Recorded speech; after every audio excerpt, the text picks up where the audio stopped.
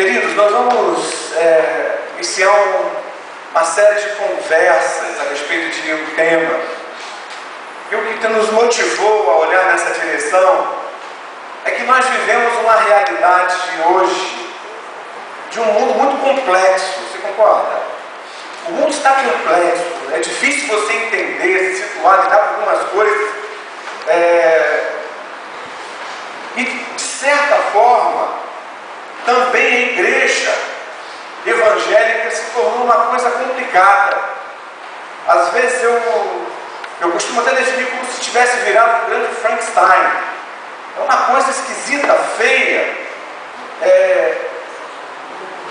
por distorções que acontecem a respeito da palavra, distorções a respeito do próprio Cristo, distorções a respeito de Deus.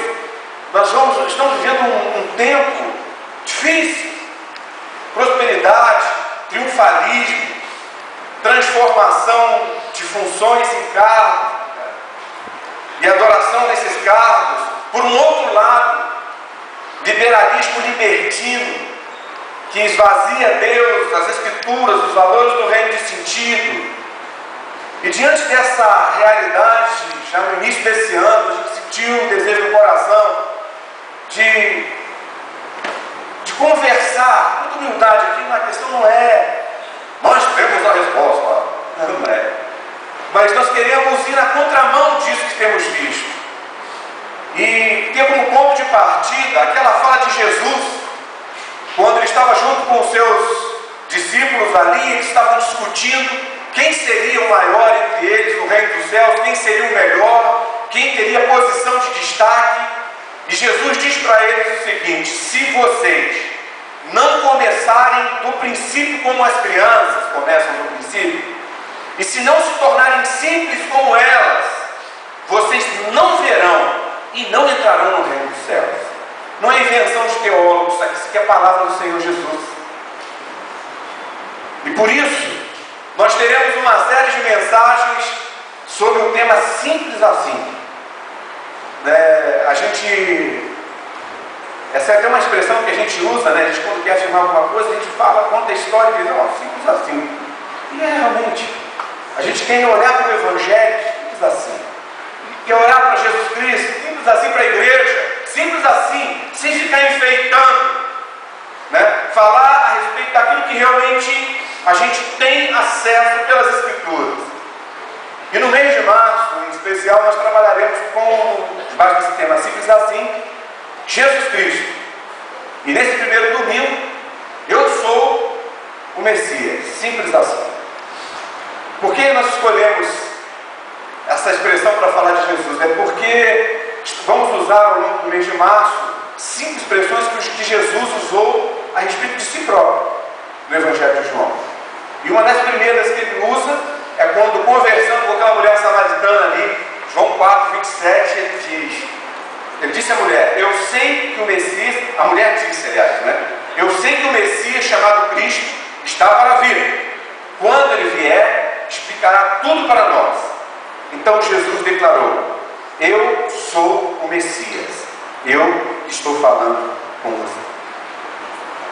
E quando ele diz aqui, eu sou o Messias, na verdade ele não está reivindicando um título ou propondo uma nova categoria de pessoas no meio religioso que se posicionaria como superiores às outras.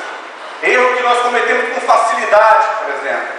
Nós transformamos funções em cargos que são adorados, por exemplo. A questão de bispo, a palavra que deveria ser traduzida para o português como supervisores, só isso.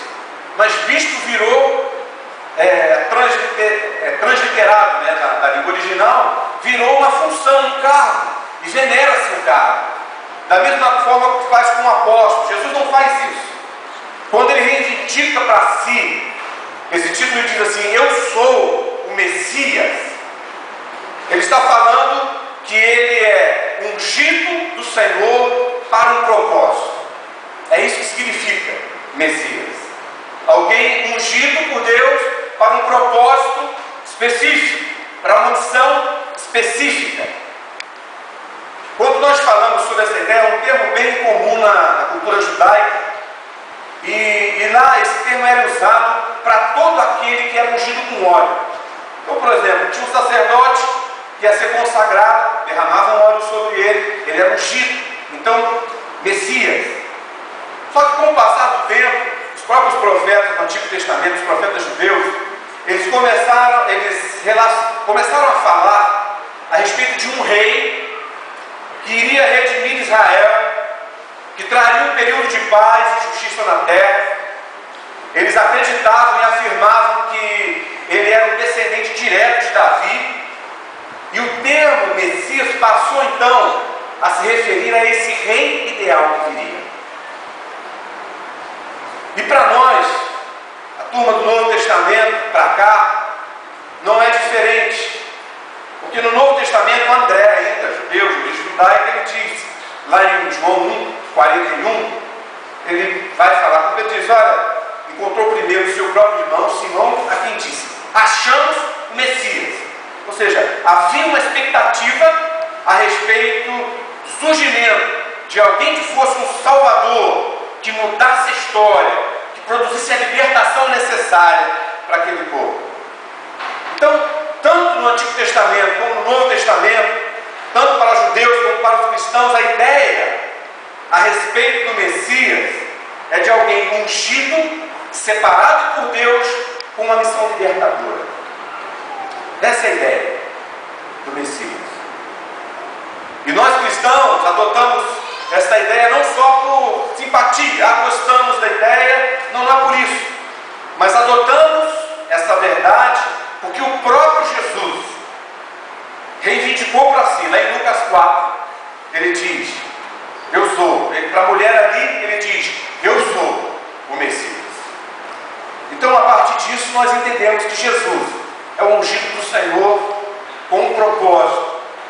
Isso tem tudo a ver conosco hoje, porque quando Jesus reivindica para si, ele quebra toda a possibilidade de limitação. Porque até então, Israel pensando, é o nosso libertador, e libertador político. Mas agora Jesus vem e diz, eu sou o Messias, mas diz que eu sou o Messias com uma mulher samaritana, ou seja, gente de toda a raça, de toda etnia, agora podem ser beneficiadas com a vida desse Messias. É o que ele quis dizer. E um texto que nos ajuda a entender a missão dele e entender o que essa ideia de Messias tem a ver conosco é Isaías 61, de 1 a 3. Dá uma olhadinha lá, Isaías 61, de 1 a 3.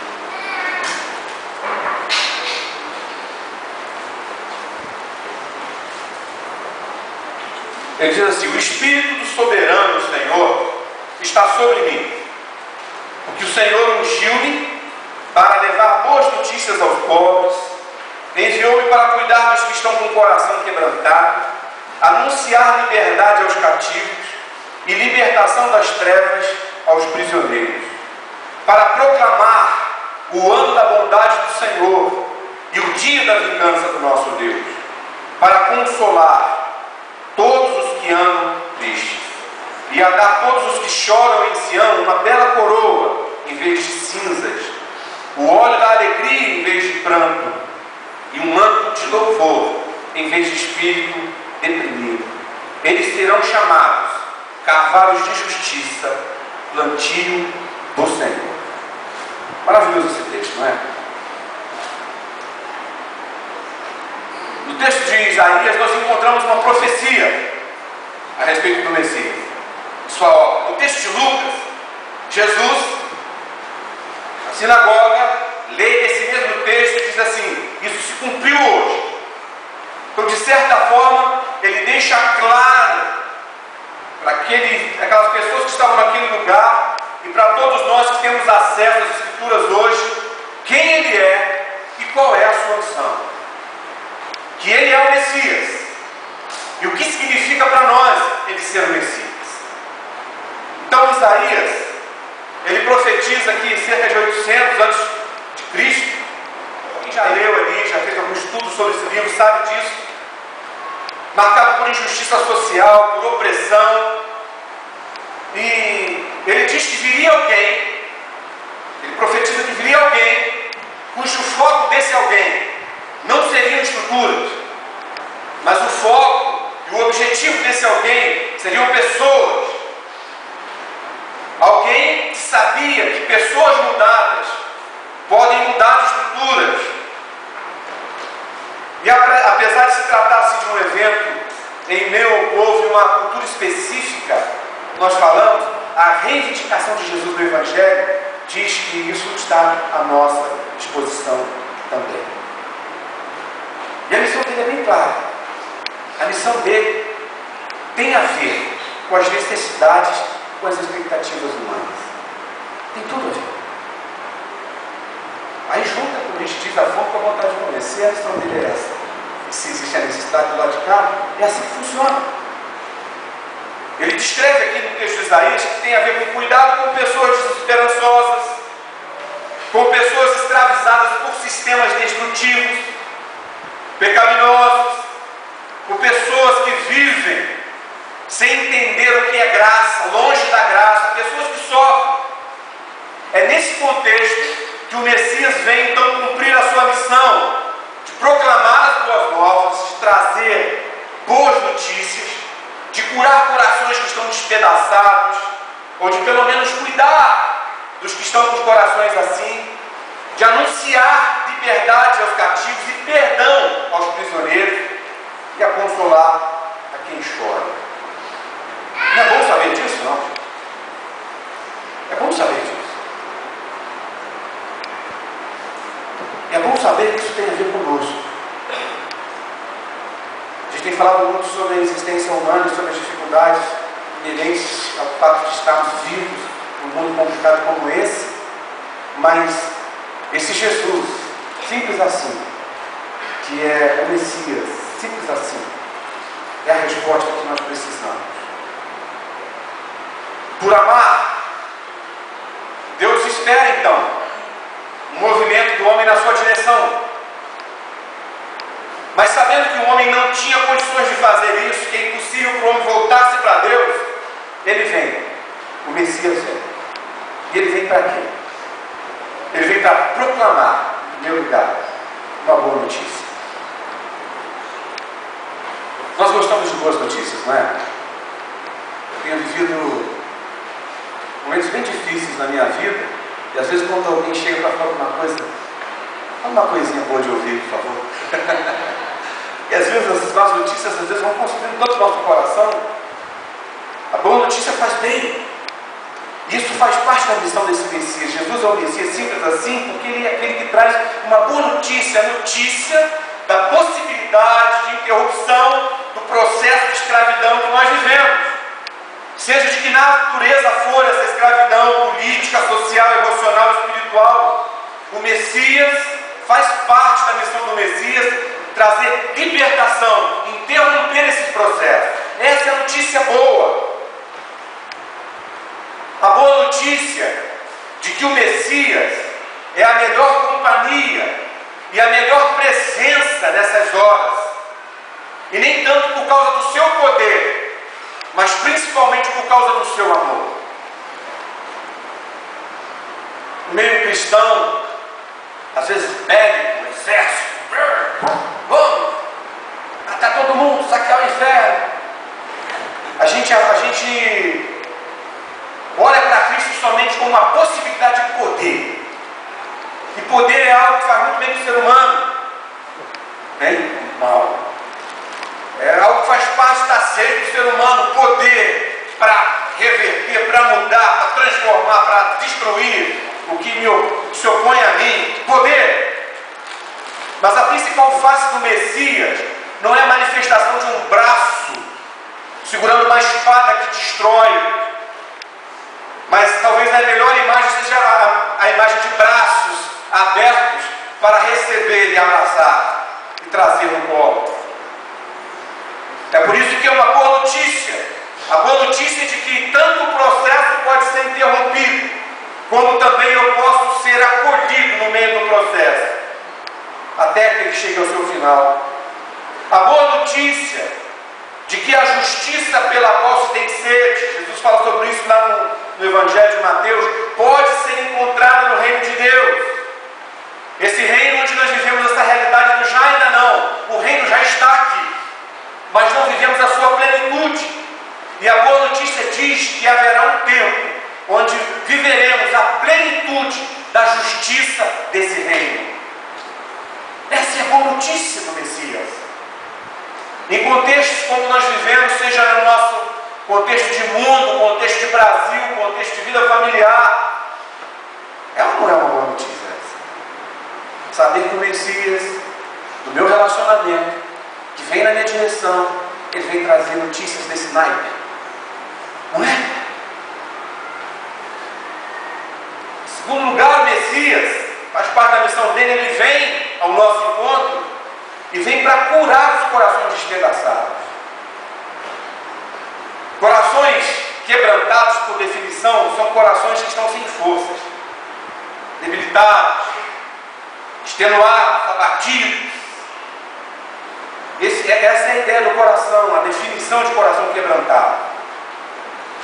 E se nós formos pensar bem, a injustiça com a qual lidamos no dia a dia, né? Sistemas extremamente injustos, onde uma juíza que ganha de vale alimentação R$84 mil, e o seu, quanto vale? Tudo bem, está acumulado, mas não importa se está acumulado ou se não está acumulado. É complicado. A injustiça, o sofrimento, o lidar com a violência, né, filho? Passa a rua, debaixo ali, menininho, tia passa o celular, nem aquela de tia, uma menininha, mesma experiência dela de assalto aqui em São Paulo. A violência, essas coisas tendem a minar nosso coração, vocês concordam? Tendem a minar nosso interior, nos deixando quebrantados. E em alguns casos de quebrantamento, a fluoxetina, sertralina, venlafaxina, não adianta. Não estou fazendo apologia de que não tomar medicamentos, viu? Eu, quando precisei, tomei, não é meu problema, tem que tomar. O médico fala, Deus médicos competentes para nos ajudar a curar uma série de coisas na nossa vida. Certo, doutor Cleber? E aí, a grande questão aqui é que às vezes existem marcas tão profundas na nossa vida e esse quebrantamento do coração vai tão fundo que esses medicamentos não resolvem. E aí é só uma intervenção do Messias como o único que pode contornar e aliviar a dor mais profunda na alma de um ser humano. E é interessante que na tradução que nós lemos aqui da NVI não diz curar, né? Na maioria das traduções fala de curar. Na tradução da NVI diz cuidar dos corações quebrantados. Às vezes passamos por determinados processos. Passar por determinados processos significa experimentar mais o cuidado do que a cura propriamente dita. E de alguma forma haverá propósito nisso, sempre haverá. Você não pode deixar de crer. Não necessariamente propósito na dor, mas na experiência com o cuidado do Messias conosco enquanto sofremos a dor. A propósito disso. E dependendo da nossa forma de ver, o coração quebrantado não precisa ser entendido como algo sempre ruim. Pois o quebrantamento nos propicia a experiência da humildade, nos leva a entender quem realmente nós somos, o que podemos, até onde podemos ir. E um contexto assim, cuidado com o Messias, mesmo sem a cura desejada, é fundamental, você concorda? Para que a gente não esteja transpondo aquela fina linha que separa a condição da humildade, do egotismo ou da incredulidade, que às vezes vem quando o coração está quebrantado. E Ele cuida. Se o coração não está quebrantado, o Messias está aí cuidando de você. Ele também vem, diz o texto, para anunciar liberdade aos cativos e declarar perdão aos prisioneiros. Não existe melhor notícia para quem está ou se sente escravizado do que a liberdade. Não existe. Está livre. E E melhor ainda, quando o motivo que justificava a prisão é perdoado, quer dizer, aquele motivo foi cancelado, não tem mancha mais, ele foi retirado. Porque o perdão ele é libertador, não é libertador? É libertador. O perdão fecha as portas para a acusação, o perdão fecha as portas para a culpa. E aqui, quando diz que a missão do Messias é essa, significa que eu posso me tornar mais velho e não preciso carregar certos fardos que às vezes eu carrego. A escravidão, gente, ela pode se manifestar de várias formas, não é? Mas qualquer uma delas sempre será nociva. A escravidão imposta pelo sistema social, pelo governo, pelos sistemas religiosos, pelo medo. E o Messias veio exatamente anunciar a liberdade e reparar perdão. Isso é um ato de graça e misericórdia, coisa que nós não merecemos, mas que Ele faz. É interessante a gente pensar na cruz, quando a gente fala nisso, daqui a pouco a gente vai participar da mesa, porque a cruz é a grande marca da ação libertadora do Messias. Ele assume a culpa dos humanos. Ele paga por ela quando morre na cruz. E distribui cartas de alforria na sua ressurreição. Não é fantástico isso? Você não precisa ser escravo da sua história. Tinha um colega, já fui mais amigo do colega, uma vez. Mas ele sempre, toda vez que pisava na bola, se justificava, porque meu pai me abandonou quando eu tinha tantos anos, que a mãe sempre contava para ele disso. Falei, meu filho, você não tem que ser refém, escravo disso, só Cristo liberta, como liberta. E eu preciso tomar posturas em relação à libertação. Estava falando para os adolescentes hoje ali na nossa aula que as coisas não acontecem na nossa vida cristã como um passo de mágica. Eu tenho que agir. Mas eu não preciso ser escravo da minha história, nem de pecados que você conseguir chegar na sua vida. Não precisamos ser escravos de pressões que a vida nos impõe, nem de hábitos, nem de vícios, nem de religiosidades mil. Não precisamos ser escravos de sistema algum. Porque o Messias veio para te conceder perdão. Ele assumiu a culpa, pagou por ela com a morte. Na ressurreição, te liberou. Graciosamente. Não é maravilhoso isso? Alegra o seu coração nessa bendição. E por último, o Messias vem, essa coisa simples assim, ele vem para consolar o que chora.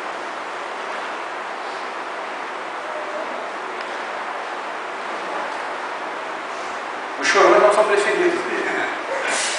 Mas ele vem para consolar quem chora. A vida ela é constituída assim, né? De sorrisos, de lágrimas. Não é? Ora sorrimos, gargalhamos, ora choramos. Em certos momentos predominam os sorrisos, em outros, por sermos humanos, estamos num mundo complicado, como entendido, as lágrimas predominam. Mas chorar faz bem também, não é?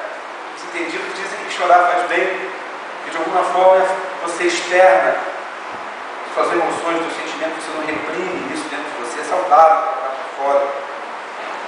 Agora, o choro motivado por dor é um choro que tende a exaurir as nossas forças, né? Arrancar, retirar as nossas forças. Eu não sei se você já viveu situações de tristeza assim na sua vida, onde você venha chorar a ponto de se sentir enfraquecido.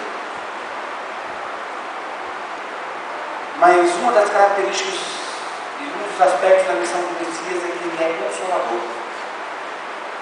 Que ele veio para consolar aqueles que choram por estarem lidando com suas dores e com seus sofrimentos. Eu falei isso para os adolescentes durante a manhã. Eu achei um site que trata da etimologia das palavras. Então agora é meu brinquedinho novo, né? Toda hora eu vou lá procurar a palavra. Aí mais uma aqui, ó. Consolar tem a ver com aliviar, amenizar a aflição de alguém. Vem do latim consolare, que significa aliviar, consolar. Então, com, junto, solar, aliviar. Não é gostoso de saber isso? É bom dar uma mexida na palavra que você entende. É a ideia.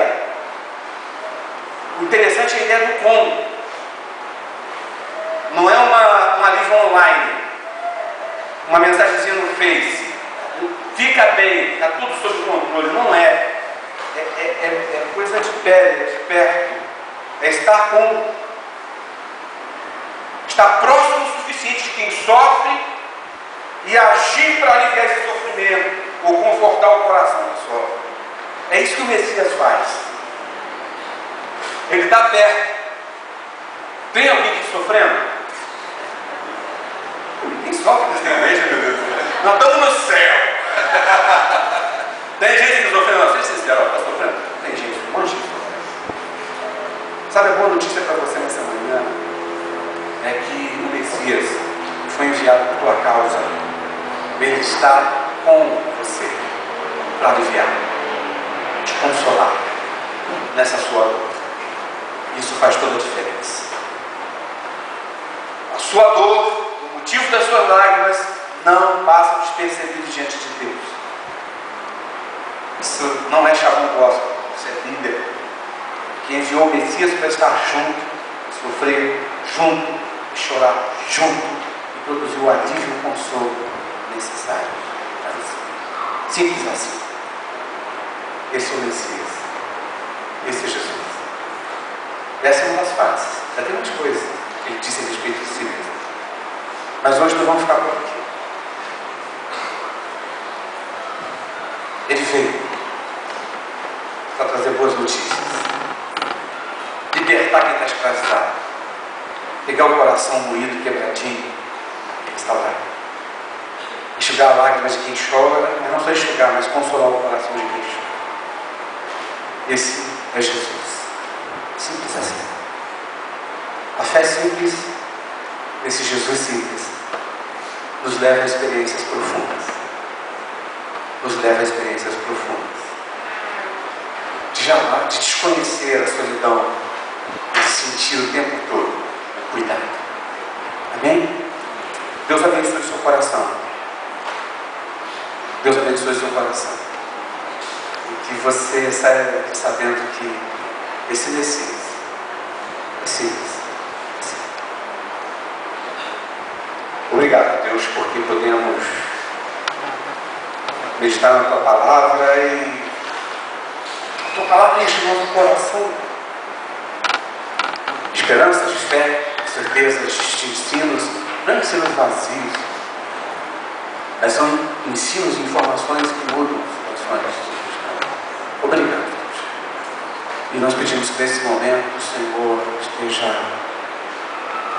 falando e ministrando o coração de cada um dos meus irmãos. Talvez aqueles que estavam se sentindo cansativos, sozinhos, inseguros, com medo, duvidosos, possam ter a percepção neste momento de que esse Messias, de uma forma simples e peculiar, está do seu lado. Isso significa libertação, perdão, cura, glória, alegria ou cuidado. Cuidado necessário para passar por tudo que tem que se passar. E que isso traga alegria. Mesmo que resulte em lágrimas, sejam lágrimas de alegria. De coração sensível que sabe que não está só. Que isso se cumpra, Senhor. Que o Senhor faça isso cumprir no nosso coração. Na experiência de cada um dos meus irmãos que estão aqui. Em nome de Jesus. Amém.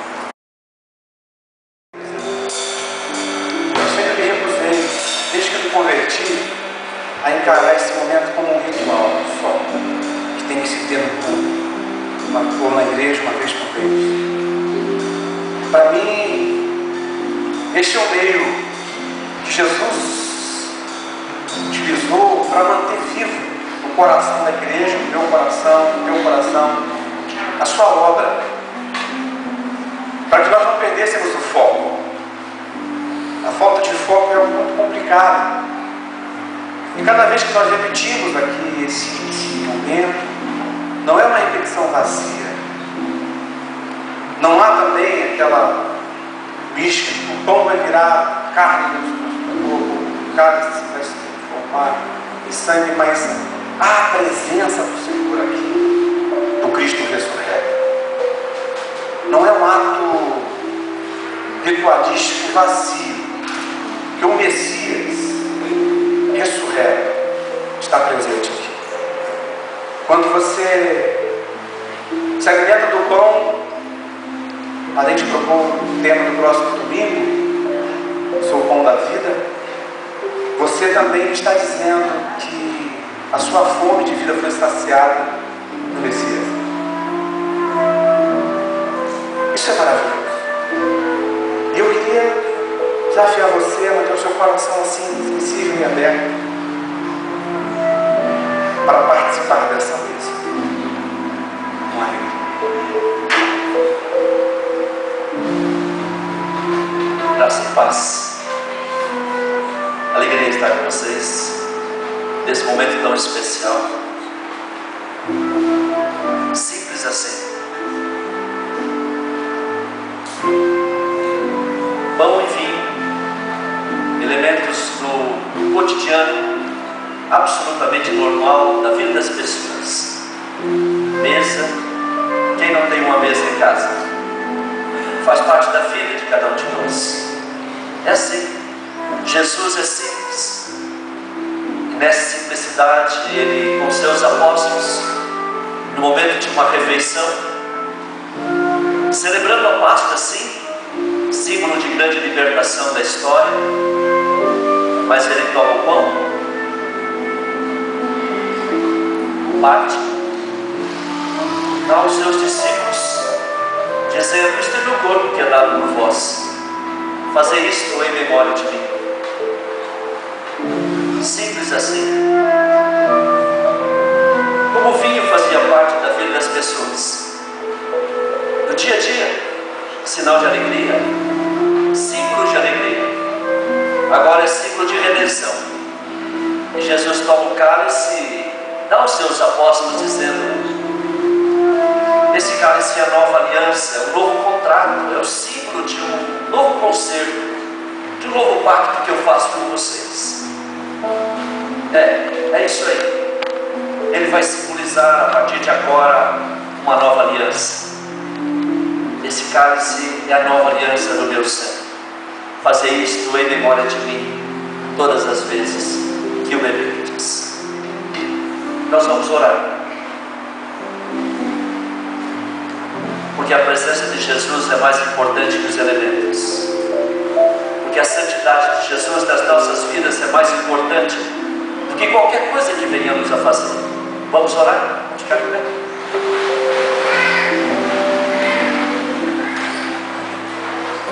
Ó Pai, a Ti toda a honra, toda a glória, todo louvor, toda a adoração, porque se não fosse o Senhor, não estaríamos aqui.